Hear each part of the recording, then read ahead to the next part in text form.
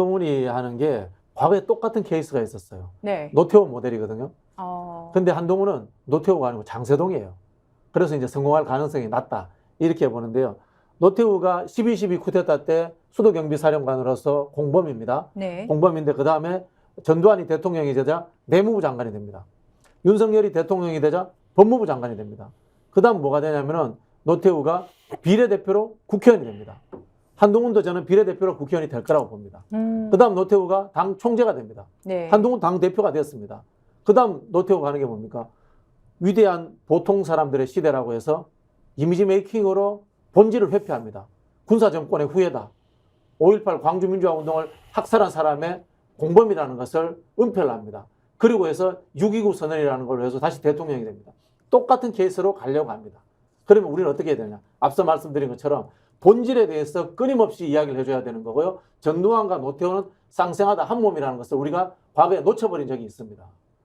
놓치면 안 되는 거예요. 예. 한동훈은 본질적으로 윤석열, 김건희와 한 몸인 거고 특검을 막기 위해서 들어온 사람이라는 것에 대해서 민주당이라든가 언론에서 끊임없이 노래를 해줘야 됩니다. 대중들이 잊지 않도록. 대중은 한순간에 잊어버릴 수도 있는 거니까요.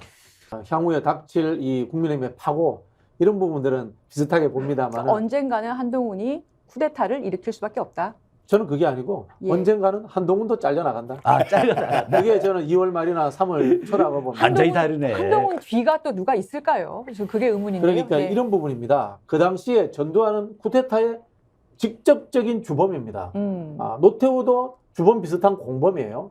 근데 전두환은 정당성 있는 절차를 통해서 선출되지 않았어요. 노태우는 그러나 국회의원을 한번 합니다. 그리고 정당의 대표를 하면서 민심과 한번 섞여봅니다.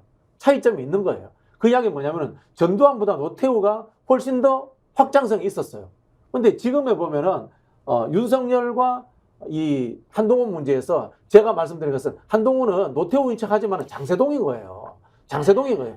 윤석열의 부하인 겁니다. 그 안에서 벗어날 수 없는 확장성이 전혀 존재하지 않는 완벽하게 일치된 사람이에요. 그런 사람이기 때문에 쿠데타를 할 수가 없고 쿠데타하는 상황이 된다면은 저는 오히려 국민의힘에 있는 기존 그 기득권들이 한동훈까지도 윤석열과 함께 쳐내는 상황으로 갈 것이다라고 오히려 예측을 합니다.